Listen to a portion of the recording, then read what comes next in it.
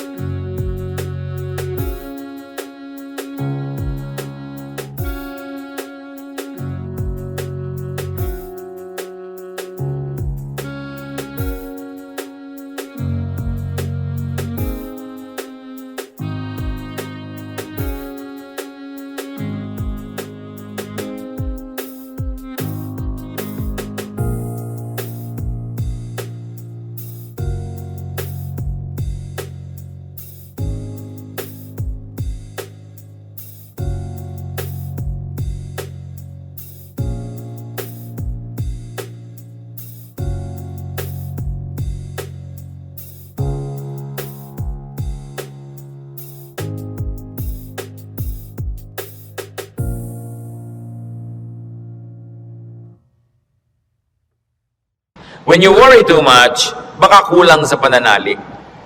Perhaps you're lacking in faith. Sa Matthew 8:24-26, without warning, a furious storm came up on the lake so that the waves swept over the boat. But Jesus was sleeping. The disciples went and woke him, saying, "Lord, save us. We're going to drown." He replied, "You of little faith, why are you so afraid?" Then he got up and rebuked the winds and the waves, and it was completely calm. Well, actually, rational naman at valid yung fear nila dahil malakas ang bagyo, sinasalanta ng bagyo at ng mga waves at mga alon at hangin yung kanilang sasakyang pangdagat. Hindi naman imposibleng matakot ka nun at hindi naman yun unreasonable. Pero nakita natin yung statement ng Panginoong Hesus dito. He equated fear with lack of faith. Kaya pag marami tayong mga takot at kinakatakutan, ang dapat nating siyasatin yung ating pananalig. We should check our faith. The more faith we have, the less fears. The more fears, it means the less faith. Sabi nga, faith is the assurance of things hoped for, the evidence of things not seen. And if you're assured and you have evidence of God's goodness through faith, you will be much, much less prone to worry. Kaya si Pedro, nung pinalakad ng Panginoon sa tubig, nung siya'y nag-alala, natakot, siya'y lumubog. Matthew 14:29-31, "Come," he said. Then Peter got out of the boat, walked on the water, and came toward Jesus. But when he saw the wind, he was afraid, and beginning to sink, cried out, "Lord, save me." Immediately Jesus reached out his hand and caught him. "You of little faith, why did you doubt?" In both cases, yung lulubog na bangka at lulubog na Pedro, pareho silang sumigaw, "Lord, iligtas niyo po ako o iligtas niyo kami." At sila naman ay sinagip ng Panginoon at muling napanatag. So nakikita natin, Pwedeng mangyari na mag-alala tayo, pwede tayong malibang na manghina ang pananalig, pero pag nararamdaman na natin yun, na tayo ay tinatalo na ng takot, magpaligtas kay Jesus, manalangin, tumawag, dahil yung example, nakita natin, ang tumatawag sa Panginoon, sinasagip niya. Kaya kung minsan nakakalimot tayong manalig, nakikita mong ninenervyos ka na pala, takot na ang naghahari sa iyong buhay, pangamba, anxiety, even panic, remember Jesus and call upon Him. Siyempre, nakakapanik yung lumulubog ka sa tubig, tulad ng panik ng maraming taong iba't ibang korte at hugis at kulay, but the Lord is still Savior of all our worries and Savior from all our concerns. When you worry too much and you think that your faith is a problem, then ask for more faith. Humingi. Kuminsan ang ating mga panalangin parang grocery list, shopping list, hingi nito, hingi nun. Maganda idagdag dyan yung bagay na hindi material. Humingi ka ng karagdagang pananalig, tibay ng pananalig, sapagkat yung taong may tibay ng pananalig, kahit anong bagyo ang dumating, kahit anong warning at signal ang marinig, hindi siya nababagabag. Mag-alala man, konti lang.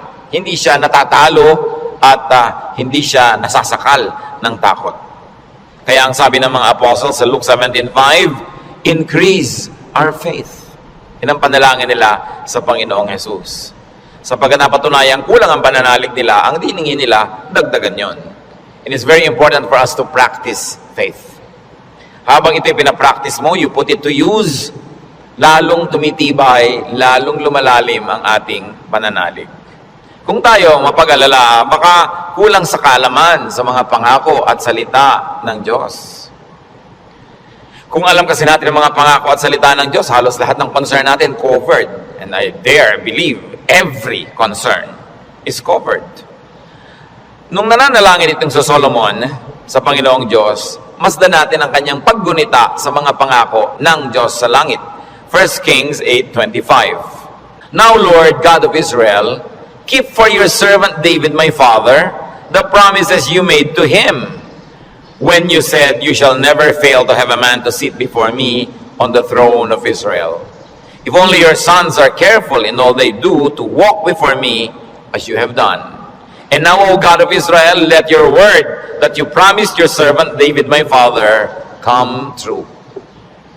Malakas ang loob nitong Solomon na humingi sa Diyos sapagkat alam niya ang pangako ng Diyos sa kanyang tatay na si David.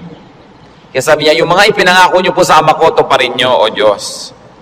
At pagka ang Diyos ay nilalapitan natin, na ang daladala natin ay yung pangako niya mismo at salita niya, ay nakakatiyak tayo na yun ay i-honor. Because God will always honor His word. Solomon, knowledgeable of God's promises to his father, claims it. So it's important for us, bago dumating ang worry, bago dumating ang fear, to know, then to claim and apply God's provision. Hindi kung kailan ka na nag-aalala at natatakot o ka pa maghahanap at mag-aaral, baka sa kalituhan mo, wala kang makita. Kaya mahalaga, mag-aral na agad. Sa uluhin ng mga salita ng Diyos, at i-quote sa sarili mo, i-quote sa pinoproblema mo, ang mga pangako niya. Bagamat kung hindi mo yung nagawa at may problema ka na at naghahanap ka pa rin, kapakipakinabang pa rin yun. Pero tiyak na kapakipakinabang lalo kung ginagawa natin before the need arises. Psalm 119 verse 50, sa lahat po ng mga nagdurusa, nahihirapan, memoryahin nyo itong verse na to, alalahanin, gunitain, anumang wika. My comfort in my suffering is this, your promise preserves my life. 5 very big words here. Suffering. Namnamin natin ang Psalm 119:50, sabi, my comfort is my suffering. So unang-una, suffering. Pagka atin pong inalala yan, there is suffering. We all go through suffering. Pero sabi niya, my comfort in my suffering. Bawat suffering, bawat pagdurusa, may kakambal na ginhawa. May kakambal na pampalubag loob, pampalakas ng loob. Sa niya, my comfort in my suffering is this, your promise preserves my life.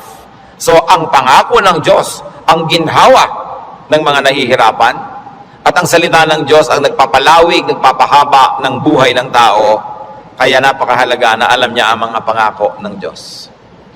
Kung alam natin ang mga dealings ng Panginoon sa mga taong ang buhay ay nasa Biblia, nakita natin ang mga pinayagan ng Panginoon na hirap, at kung paano sa kahalos kaduluduluhan ay biglang darating ang rescue, biglang darating ang tulong dahil mayroong dahilan ang Diyos.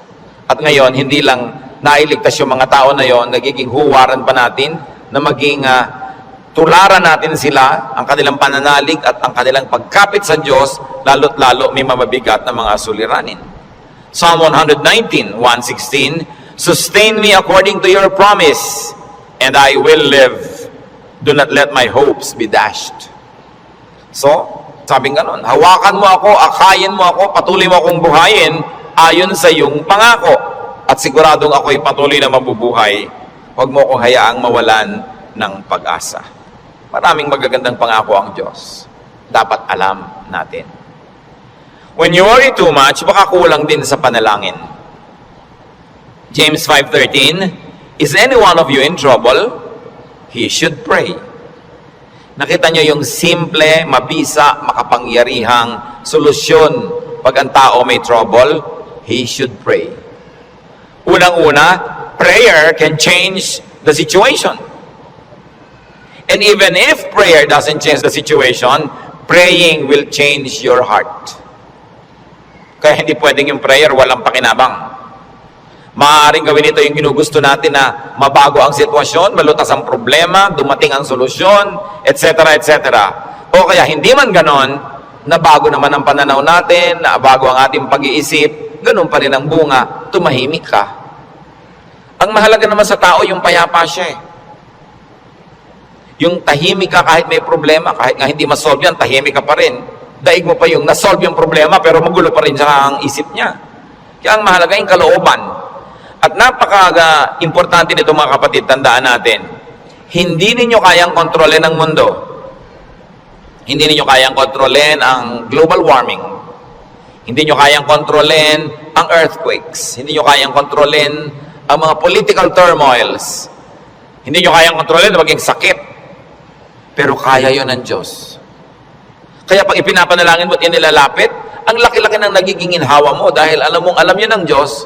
At kung gusto niyang baguhin yun, sinong makakapigil sa Kanya? At kung hindi niya binabago, meron siyang magandang dahilan. Manalig ka na maganda ang kanyang dahilan kahit kung minsan hindi naabot ng iyong isip. Pero eto pa, kung hindi mo makontrol ang mga bagay na yan at hindi kinontrol ng Diyos para sa kagustuhan mo, meron ka pang pwedeng kontrolin, kapatid, yung kalooban mo. Pag pinili mong manalig, pinili mong sumamba, at pinili mong pumanatag sa salita ng Diyos, hindi ka tatablan ng pinoproblema mo. Kaya laging kapaki-pakinabang ang pananalangin. So you always pray and pray and pray. Yung madalanginin, malayo yan sa pag-aalala. Lalo't ang pananalangin ay punong-puno ng pasalamat. Kasi kung nananalangin ka ng nagpapasalamat, oo nga naman, naaalala mo unti-unti na ang dami ng mga maganda sa buhay na dapat ipagpasalamat. Nababalanse ang iyong alalahanin at natutuwa ka pa kung lumaon. Ngayon, maraming ganito mga kapatid. Sobrang nag-aalala, matatakotin, nerbyoso, dahil kulang lang sa saya. Kulang sa libangan o sa sarap sa buhay. Napakahalaga na ang tao ay may saya, may libangan, at may sarap ng buhay. Kaya marami mga tao naghahanap ng aliw. Kung bakit marami naman sa atin, kahit nakakaranas tayo ng hirap, nagiging judgmental tayo sa mga nag-aaliw. Ano naman ang sama sa mag-aliw? Kung hindi mo ninanakaw ang iyong aliw, wala kang pinapatay, wala kang ginagawa ng masama. Kaya pag tumatanda na ang tao, marami dyan nagkakaroon ng diversyon. Alam nyo, yung may diversyon, napakalaking blessing yan. Kasi ang daming alalahanin. Pag tumatanda ka na, nararamdaman mo na yung mga kasukasuan mo, ayaw na masyadong tumiklop o bumuka ang mga tuhod mo at mga braso. Nararamdaman mo nang mahihiluhin ka, halimbawa, lumalabo ang iyong mata, dumadami ang iyong mga sakit, at kumukonti, usually ang iyong pera. Bihira naman yung papayaman, papadami pera, no? Kadalasan na papaubos, nawawala ng hanap buhay, nagre-retire. Tapos ang mga mahal mo sa buhay na uubos na.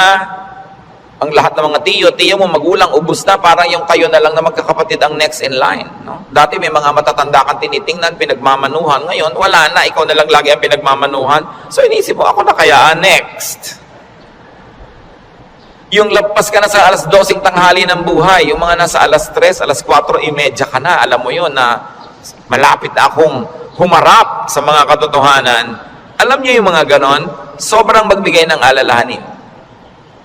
At hindi naiintindihan nyo ng mga tao na hindi pa nakakaranas noon. Kaya marami sa ganong edad, mga past 50, kung kailan pa nagkaroon ng ganong edad, machichismis pa, ang bata-bata naman ang boyfriend ni kumare. Kung biyuda naman siya, ano? Diba? Kung bata ang boyfriend niya, naiinggit ka. Diba?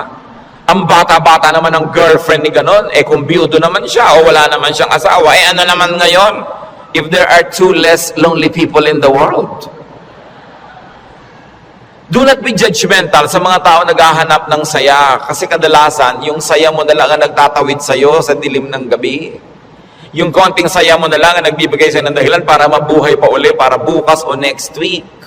Yung konting libangan mo ang nagbibigay sa'yo ng liwanag sa otherwise ang dami-dami mo mga alalahanin sa buhay.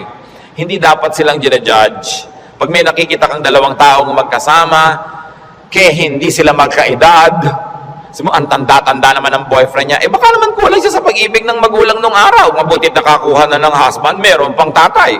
Kung minsan bonus, may lolo pa. Inggit ka. Di ba? Kung minsan naman, bakit kaya ang bata-bata nang nagugustuhan nito, may edad na siya? Kung puro kapwa matanda niya ang nakikita, ang pinag-uusapan laging arthritis, blood pressure, blood sugar, mga katarata, glaucoma, nakaka-depress. Kaya kung minsan masarap kasama yung bata na walang iniisip ng mga alalahanin, puro happening at gimmick ang naiisip, nalilimutan mo mga problema mo. At yung problemang hindi nasosolve, malaking bagay kung nalilimutan man lang kahit sandali. Because you keep your sanity and you keep your cheerfulness. Mga kapatid, huwag kayong killjoy sa mga taong humahanap ng ligaya. Kasi hindi nyo naman papaligayahin Halimbawa, yung nanay nyong byuda, may boyfriend. Mano, byuda naman. Bakit sasamahan mo ba siya pag gusto niyang manood ng TV? Sasamahan mo ba siyang manood ng sunset? Hindi rin naman, busy ka rin sa sarili mong asawa at mga anak. Tapos pinagkakaitan mo yung nanay mo, yung tatay mo ng kaligayahan. Ang mga tao kasi, maraming dala, maraming problema. Matuwa tayo pag nakakakita sila ng konting itinatawid sila sa ganong mga hirap. Pasalamat ka na hindi na nga ikaw ang magtatawid at hindi na ikaw yung kailangang laging nandoon. People have needs. Kaya kailangang maging maunawain. Kaya kung marami tayong mga alalahanin, baka kulang ka lang sa entertainment. Hindi naman masama yung entertainment basta wala kang binibreak na law of God. Kumisa kasi yung mga relihiyoso kung bakit galit na galit sa mga tao. Uy, alam mo, Christian na Christian si nakita ko siyang nagbingo. Kung lumigaya ba siya, hindi naman ninakaw sa iyo yung pantaya. No?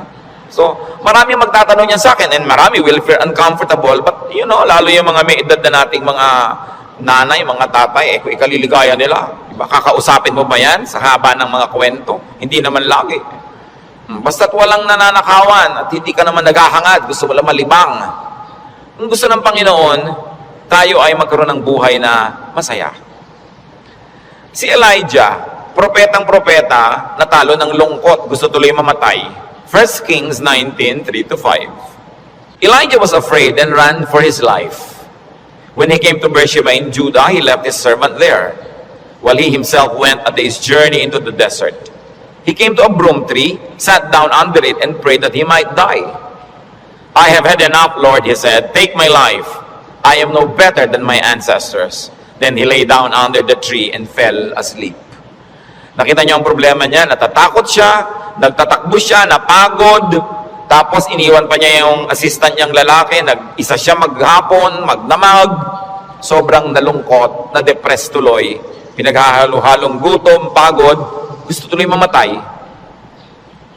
Pero nung ginising ng anghel, pinakain, pinainom, pinatulog uli, ginising, pinakain, pinainom, pinatulog uli. Sumaya na naman, tuloy na naman ang ministry niya.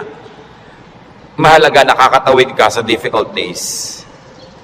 Ecclesiastes 2:24, a man can do nothing better than to eat and drink and find satisfaction in his work. This too I see is from the hand of God. Nakita nyo, halaga kay Solomon i-emphasize na sabi niya, yung pagkain, pag-inom, pagsasaya, galing din yan sa Diyos. Bakit niya idinidiin? Kasi akala ng iba, ang galing lang sa Diyos, tini, krus, pasakit, kalbaryo. Kami ganon. Kung kailangan danasin yon, danasin. Pero hindi laging ganon ang kalooban ng Panginoon. Gusto niya tayo na mag-enjoy. At sinabi, to find satisfaction in all His work. Not in somebody else's work, not in somebody else's fruits, but in someone's work. In other words, kung nasan ka ko, anong ginagawa mo, doon ka umimbento ng saya. Doon ka humanap ng ikaliligaya mo, sapagkat yun ang doable, yun ang reachable. Ecclesiastes 3:13, that everyone may eat and drink and find satisfaction in all his toil. This is the gift of God. Gusto ng Diyos, pag kumakain ka, masaya ka. Umiinom ka, na-enjoy mo yung iniinom mo. May ginagawa ka, hindi ka nagdadabog, natutuwa ka sa ginagawa mo. Ang payo pa ni Solomon, Ecclesiastes 9:8, always be clothed in white and always anoint your head with oil. Baka naman bukas sa kaputi na kayo lahat. Yung puti kasi is associated with linen sa Israel at sa mga disyertong bansa tulad ng Egypt, kaya lahat ng mga nobles laging naka-white, nakalinin. Ibig sabihin kasi comfortable and beautiful. So ang sinasabi ni Solomon, be comfortable, have pleasure, and enjoy beauty, even in what you wear. Sa dami ng lungkot ng mundo, pag may konting saya na pwede mong kunin sa hangin, kunin mo. Pag may konting kaligayahan, kunin mo. Kasi maraming kalungkutan na hindi mo pwedeng iwasan. Mabuti na yung marami kang deposit sa alkansya ng saya, para pag may panahon ng pagdurusa, may madukot kang saya, pampalakas sa mga araw na malungkot ka. Kaya kung may pagkakataong sumaya, magpakasaya ka.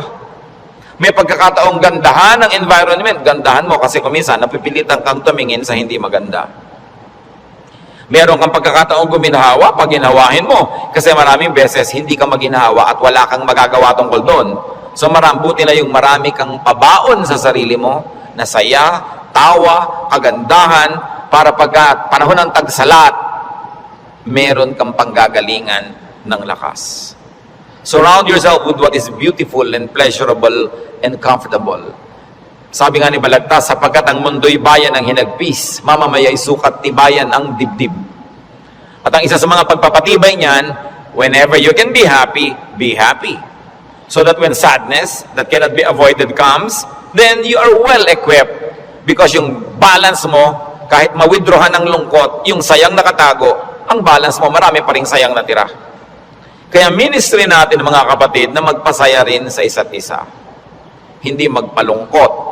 Hindi may nagsasaya, maiinis ka. May nagkakakanta ng I did it my way, babarilin mo. No?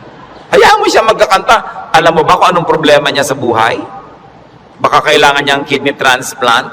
Baka yung asawa niya may cancer. Baka ang mga anak niya walang pangmatrikula. At gusto na niyang tumalon sa ilog na walang tubig dahil El Nino. Kaya ang laki ng problema, tatalo ka sa ilog, di ka malulunod. So malaking problema yun. So kumanta na lang siya ng I did it my way kahit wala sa tono, babarilin mo pa. Surviving na nga yung tao. Marami sa atin, they're just trying to survive.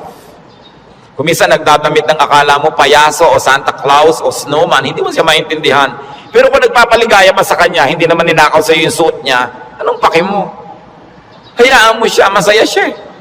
Hindi natin dapat ginadjudge yung kapwa according to our standard. Ako, hindi ko isusuot yan. Siguro, kontento ka sa buhay mo ngayon, masaya ka. Baka may hinahanap siyang ligaya na hindi mo naman ibibigay. Ano ngayon kung gano'n na suot niya?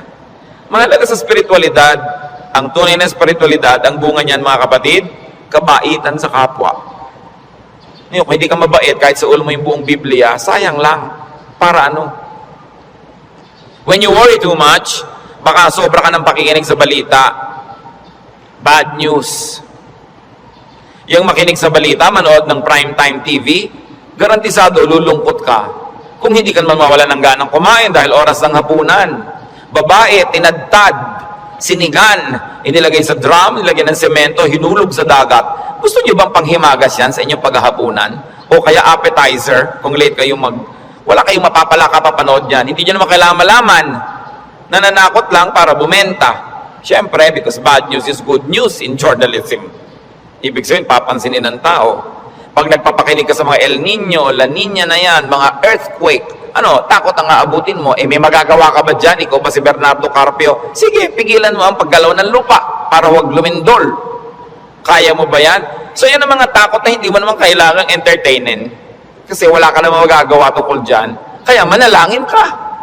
Yan sabi, pray, pray, pray.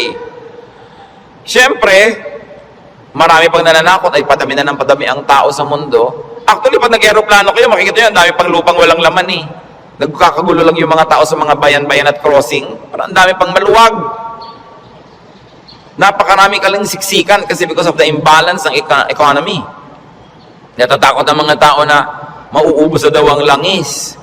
Actually, mga daang taon pa yan bago maubos. At hindi pa nga nauubos, nakaka-invento na ang tao ng mga bagong alternative sources of energy.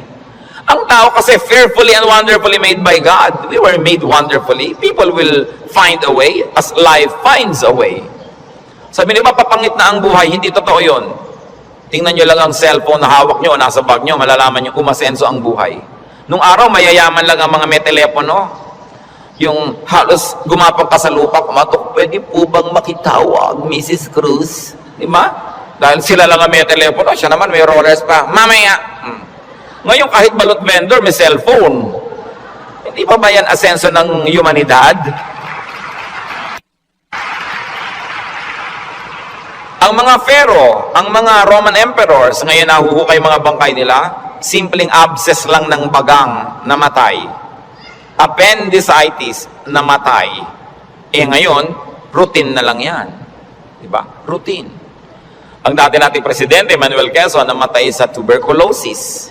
Ngayon, nagagamot na yan. In other words, nag-i-improve ang science, nag-i-improve ang technology, natututo tayo ng green architecture, green lifestyle. Sabi natin, parumi ng parumi ang mga ilog, buti pa ng araw na malilinis ang ilog natin. Lilinis din yan kasi magigising din tayo sa katotohanan na walang kwenta ang maruming ilog.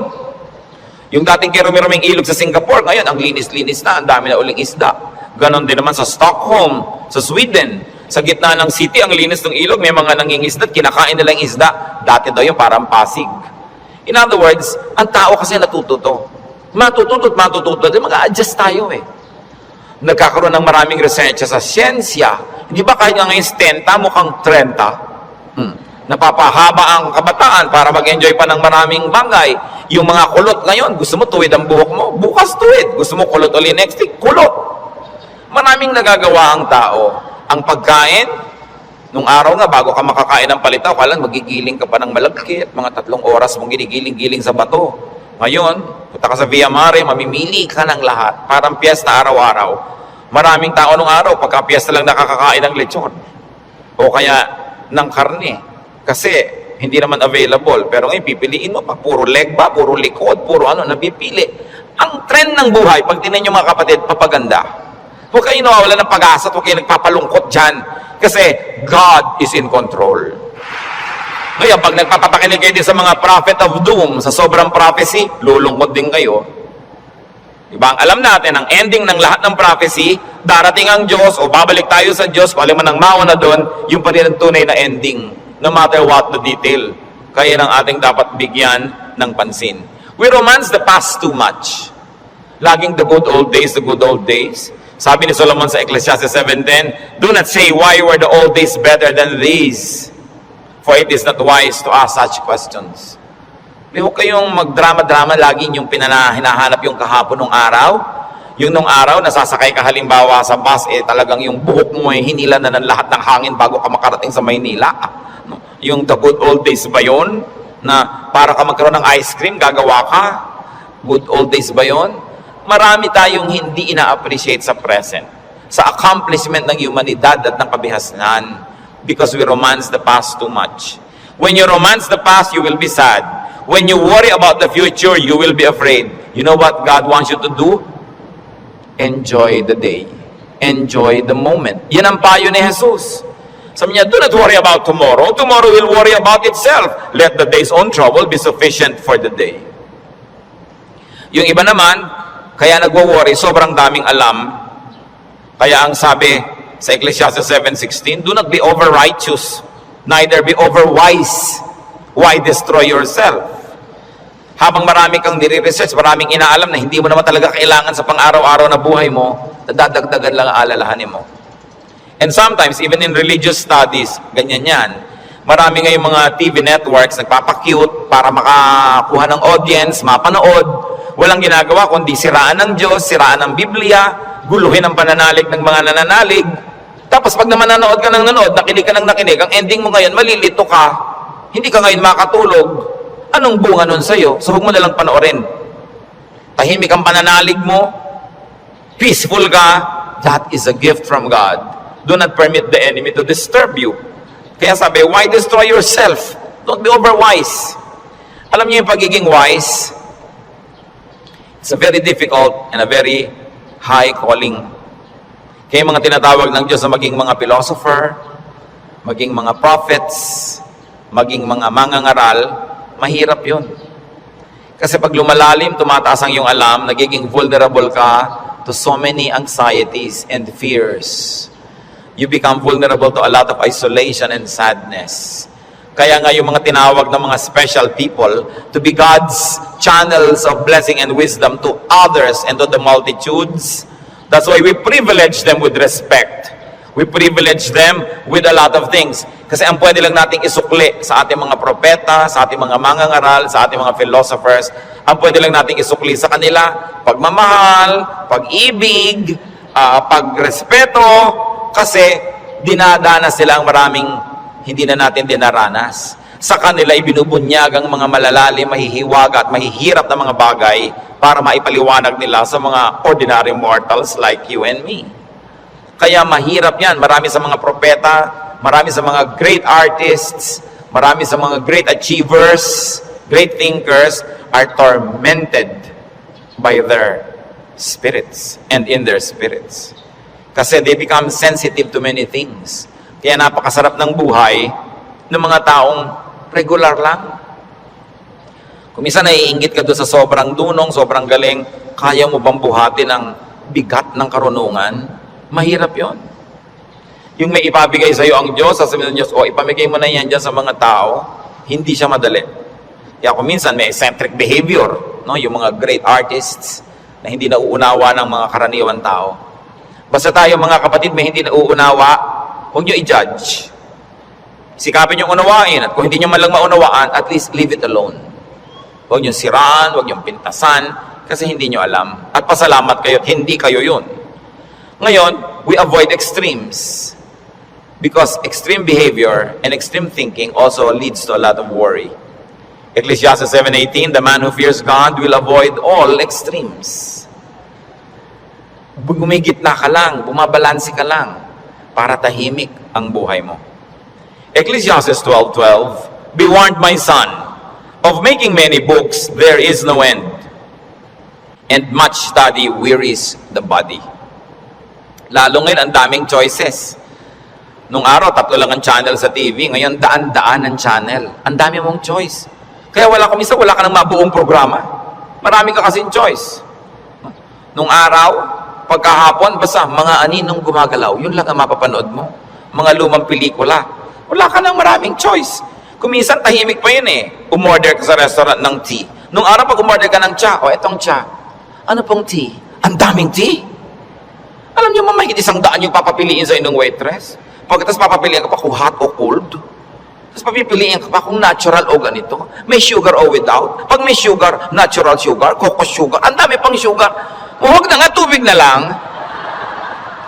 Ang daming choices ng pati ng soft drinks. Gumugulo tuloy.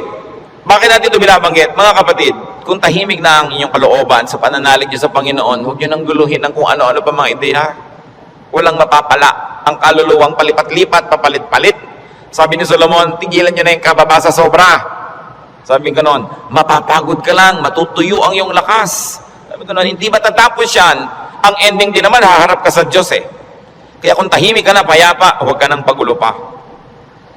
That's why prophets and philosophers and thinkers and teachers are burdened.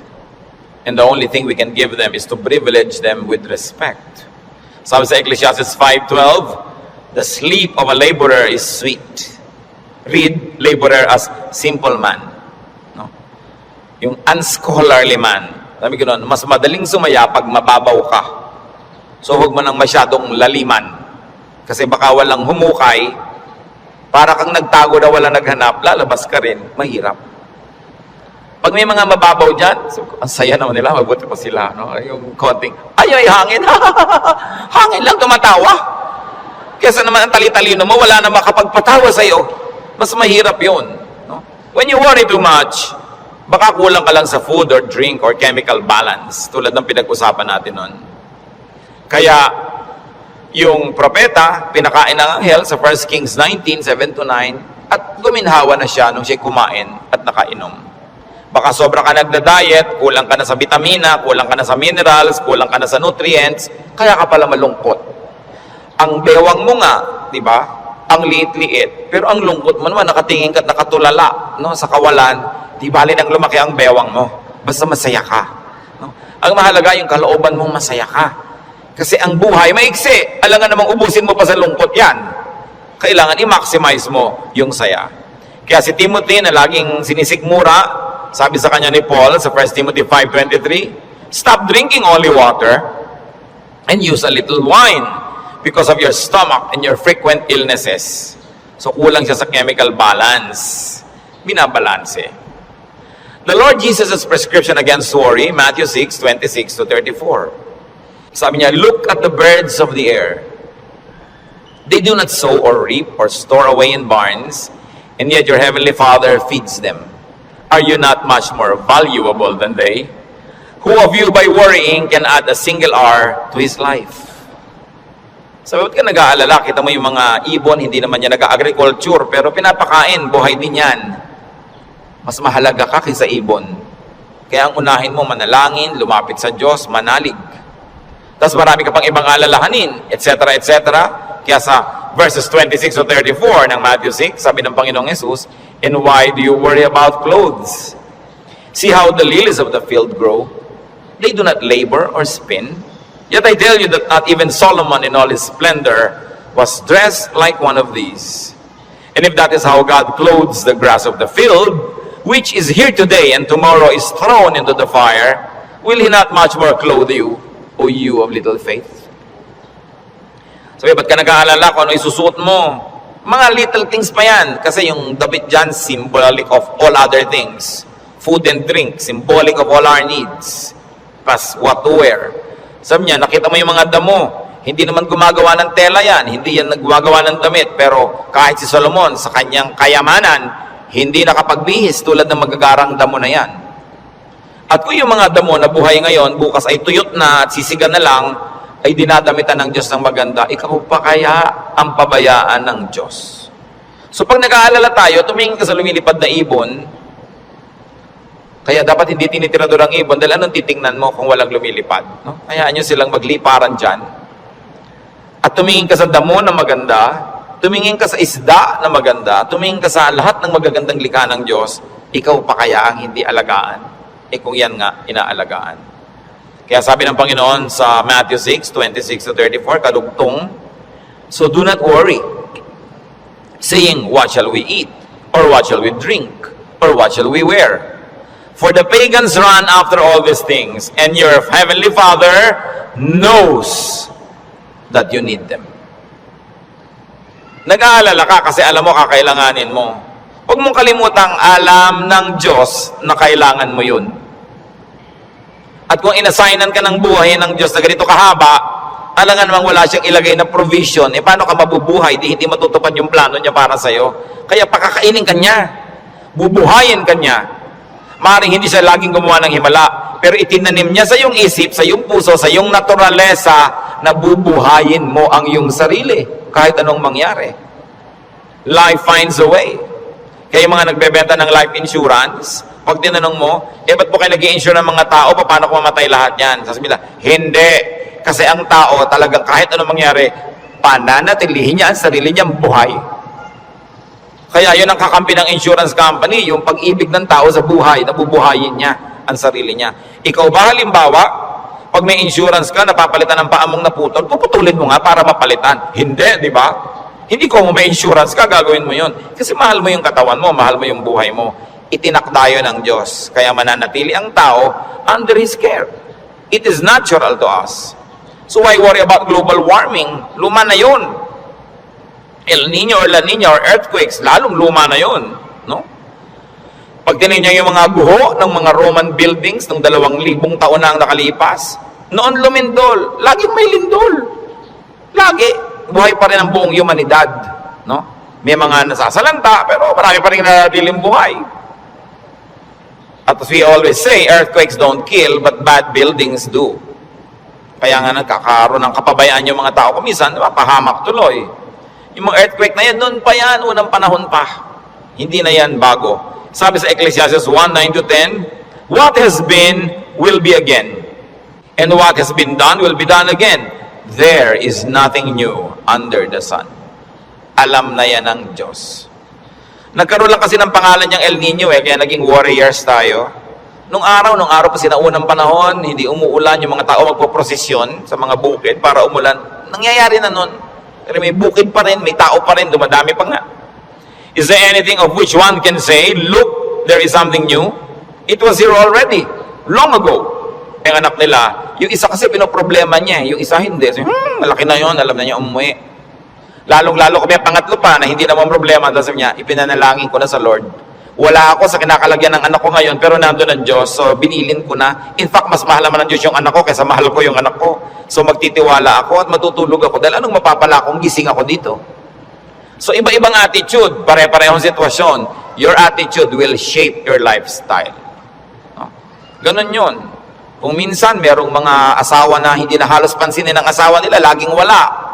Merong mga nag-aalala, bakit siya laging wala, etc. etc. Meron mga, ay salamat, wala siya. Marami akong magagawa ngayon, walang abala. Nasa sayo yan, kung anong gagawin mo sa buhay mo. Pero hanggang hindi mo pinoproblema ang isang bagay, hindi yun problema. Ngayon iniisip mo, ano kaya, Pastor, ano magagangyari po pag natunaw lahat ng mga yelo sa North Pole? Lumayas ka sa harap ko, hindi ko alam. Bakit mo ipapaproblema sa akin ng mga yelo sa North Pole? Diba? Doon natin po problemahin yan. Magdasal ka, kahit alam ko na kasi lumubog ang buong mundo eh. Gusto ng Lord na lumutang sila Noah, lumutang. Di lumapit ka sa Diyos para kahit lumubog, lumutang ka. Bakit mo pa problemahin yung buong yelo, buong Antarctica? Ang saya-saya ng buhay ko dito, bibigyan mo ako ng problema. Ano po kaya't naglilindol? Kaya ba natin pigilin kahit anong gawin natin dito? Diba? But of course, there are practical things you can do to minimize risk and danger. But you can only do so much. Kaya nga may Diyos eh. Para yung hindi mo kaya, ipasa Diyos mo. Magtiwala ka at mag-enjoy ka ng buhay. Gumawa ka ng mabuti. Kaya tayo gusto ng Diyos na pumanatag, tumahimik, para sa kapanatagan at katahimikan, ma-inspire kang gumawa ng mabuti. Hindi lang para magpasasa sa sarap. Your stability in life, your wealth, your security, your health, should not only be used for your personal enjoyment. It must become the springboard for much nobler missions in life. Na kumbaga, wala ka ng need, so pwede ka na magbigay. Malakas ka naman, pwede kang tumulong. Tahimik ang loob mo, pwede kang umakay, umunawa sa mga magugulo ang loob. Kaya gusto nating pumanatag, umayos, hindi lang para magpasarap. Para magawa natin yung mission na ibinibigay sa atin ng Diyos na maging blessing tayo sa ating mga kapwa-tao. So, brothers and sisters, think about the things you worry about. It's your decision if you like to turn them into problems. Pag pinroblematize mo. Maraming mga tanong pa, mga doktrina na hindi natin alam. Ano po kaya ang itsura natin sa langit? Hindi natin alam. Ang problemahin mo, mapasama ka doon. At alam natin yan, manalig ka sa Panginoon, humingi ka ng tawad para sa iyong mga kasalanan, tanggapin mo si Jesus sa Panginoon tagapagligtas, at siya na ang may problema sa mga detalye. Bakit mo pinoproblema? Kahit naman tayo magtalo, mapuyat, hindi natin masasagot. Ipa sa Diyos ang mga bagay. Ito ang isa sa mga pinakamalalalim na regalo ng Diyos sa atin sa pananalig. Nagkakaroon ka ng kapayapaan. Nagkakaroon ka ng katahimikan. Matthew 6:26-34, karagdagan. Sabi ng Panginoon, sa halip ng mga problema kayo, seek first His kingdom and His righteousness, and all these things will be given to you as well. Therefore, do not worry about tomorrow, for tomorrow will worry about itself. Each day has enough trouble of its own. Huwag laging alalahanin ang nakaraan, nakakalungkot. Kaya pag kami mga medyo senior ladies magpa-party, tapos ini-invite ako, baka ang tugtog nyo, puro 60s and 70s, ayaw kong pumunta. Puro na lang tayo nung high school natin, nung ganyan. Wala na ba tayong future? Puro past na lang ang pinag-uusapan? Kaya kung minsan nakakatamad na rin umaten ng mga high school reunion, walang pinag-uusapan ko din nakaraan. Mahalaga ang tao, engaged niya yung today, hopeful siya about tomorrow, may mga plans siya pinag-uusapan, hindi puro past, hindi puro lungkot. Kasi sayang ang isang araw na inubos mo sa lungkot, pwede mo namang pasayahin. Okay, maganda rin naman kung minsan makinig ng mga lumang tugtog, mag-alala ng kahapon, pero huwag sobra. Because when you romance the past, you will be sad. Marami pa tayong, kaya hindi pa tayo kinukuha ng Diyos, may today pa, para mabuhay tayo today. At yung bukas, hawak niya yan, hindi natin hawak, so huwag yung agawin sa Kanya. Kaya nagiging mabigat, inaagaw niyo sa Diyos yung pagbuhat sa past. Pero yung today, kayang-kaya nating hawakan sa tulong ng Diyos kasi ibinibigay niya sa atin yung today. So sabi niya, ang alalahanin mo lang yung today. May maiinom pa po kaya tayo, Pastor, sa 2020? Ang layo pa noon. May tubig ka ba sa bahay mo ngayon? Meron po, masaya ka na. Bukas, lalagyan ulit yan ng Diyos. Sabi, give us this day our daily bread. Bakit mo lulutusin yung problema ng isang buong buhay sa isang araw? Yung lakas mo para lang sa problema ng araw na to, inuubos mo sa napakaraming araw na problema, kaya kinakapos. Pero lahat ng problema sa araw na to, kasya ang pagpapala ng Diyos sa araw na ito. Kasya. Humihirap kasi yung blessing today, hinahati mo para sa problem tomorrow. Yung problem tomorrow, may kasamang blessing niya yung nakakambal. So, yung ngayon ang atupagin mo sa buhay. Hindi ibig sabihin na hindi ka na magpaplano ng future. Nagpaplano ka generally, but you don't get obsessed with that. But don't fail to live the moment, to savor the moment, because it will never happen again. Alam nyo, kahit anong iniintay nyo, pag wala kayong ginawa kundi hintayin yon, ganun lang pala, sandali lang tapos. Araw ng kasal, anibersaryo, fiesta, event, ang tagal mo pinaghahandaan, tapos sandali lang natapos, sasabi mo, ay tapos na.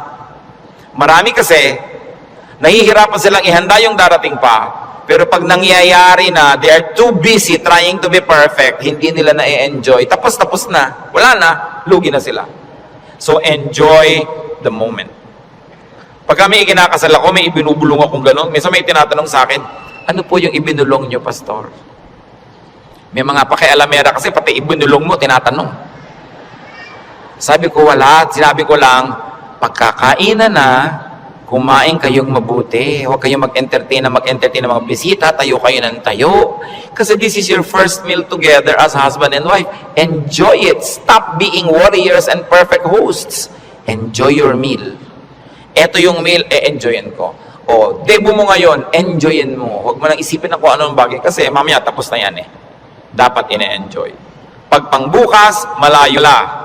Huwag kayong matakot, huwag kayong magpanik tungkol sa kahit anong bagay. At sa halip na yan, sa pamamagitan ng panalangin taimtim na may kalakip na pasalamat, ilapit nyo sa Diyos ang gusto nyo. Sabi niya, at makikita nyo, yung kapayapaan ng Diyos na mahirap unawain, imposibleng makamit, mararamdaman ninyo. And you will feel secure. So pagka nagkikita yung anxious mga kapatid, nag-aalala, anong dapat gawin? Pray. With thanksgiving. Hindi lang prayer, puro request. May thanksgiving. Kasi nga, habang naaalala mo yung ipagpapasalamat mo, naaalala mo, oo nga naman, maraming maganda sa buhay. Pati ikaw, nababago. Don't be anxious about anything. So do not problematize life in its details. And 1 Peter 5:7 is so very, very powerful. Cast all your anxiety on Him because He cares for you. Sabi, ibigay nyo kay Kristo ang inyong mga alalahanin. Kasi Lord, nag-aalala po ako tungkol sa buhay ko, nag-aalala ako tungkol sa impyerno, nagpapaalala ako tungkol sa buhay na walang hanggan, sa kabilang buhay, nag-aalala ako tungkol sa kakainin ko, sa ganito, sa ganon. Sabi ni Jesus, binayaran ko na yan sa cross, bakit inaalala mo pa? Bayad na yan Kaya sabi, cast all your anxiety on Him. Kasi bayad na. Ipapaalala sa iyo ni Jesus, huwag mo nang problemahin, tapos na yan. Binayaran na. Kaya nga ako nagdugo, nasugatan, nahirap, mahirapan, nagdusa, namatay, para hindi ka na magdusa. Bakit ginokopya mo ako, hindi naman ikaw ako? Ba't ka naman problema? Problema ko yan. Kaya nga si Jesus, Savior. He is Savior. He is Lord. Lord over all our problems and cares. Kaya sabi ng Ecclesiastes 11:10, so then, banish anxiety from your heart and cast off the troubles of your body, for youth and vigor are meaningless. Sabi, palayasin mo, iwagwag mo ang mga problema mo. Kaya ang laki ng gawa ng word na word, banish. Hindi lang sinabing remove, banish anxiety. And this word anxiety in its original word and language is the same as the clinical word now for anxiety. Yung halos masiraan ka ng bait sa pag-aalala, sa takot, sa panic, sa nervyos. Sabi, iwagwag mo yan, tanggalin mo yan. Hindi yan bagay sa mga anak ng Diyos. Do what it takes para matanggal yan. Kaya yung mga sinabi natin, maghanap ka ng ligaya, manalangin ka, get busy, alisin mo ang dapat mong alisin, palitan mo ang iyong mga pag-alala ng panalangin, ng kapayapaan, ng pananalig. Bakit? 1 John 4:3, the one who is in you is greater than the one who is in the world. God who lives in you is greater than the spirit that scares you. Kaya napakahalaga na isipin yan, yes, I am a winner because Jesus Christ is a winner. Matthew 10:29-31, sabi ng Panginoon, are not 2 sparrows sold for a penny? Yet not one of them will fall to the ground apart from the will of your Father. And even the very hairs of your head are all numbered. So don't be afraid.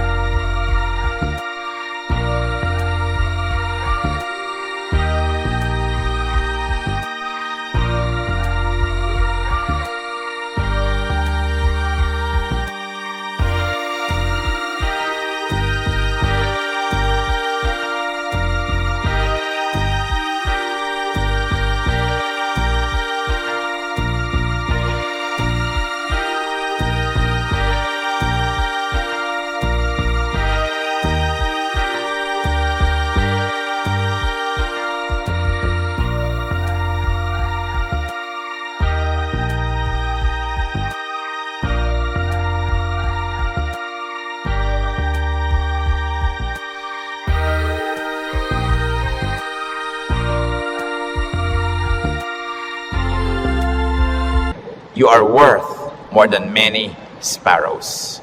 Yung maliliit na ibon sa Israel, ang mura-mura, dalawa nun, isang pera lang. Parang halos economic value. Sabi ng Panginoon, hindi ba ang mumura ng mga ibon na yan halos walang halaga?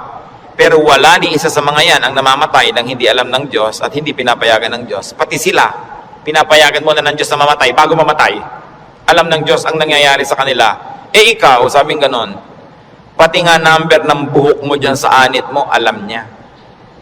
Alam ng Diyos kung ilan nang nalaglag sa unan kagabi, sumama sa shower, ilan niya kung ilan yung tumutubo, alam niya kung ilan yung nalalagas. Ibig sabihin, ang pagkakaalam ng Diyos sa buhay natin, very updated and very detailed. Kaya sabi niya, huwag kang mag-alala. Higit kang mahalaga kaysa maliliit na ibon. Kaya pinapahalagahan ng Diyos ang iyong buhay, pahalagahan mo rin at huwag kang matakot kahit kailan. Ano ang mga ipinag-aalala niyo mga kapatid? Sa mga binanggit natin o sa mga hindi natin nabanggit, palayasin niyo sa buhay niyo yan. At saka sabi niyo, Pastor, ang laki po ng problema ko, walang solusyon. Walang solusyon? Sabi ko, hindi problema yan.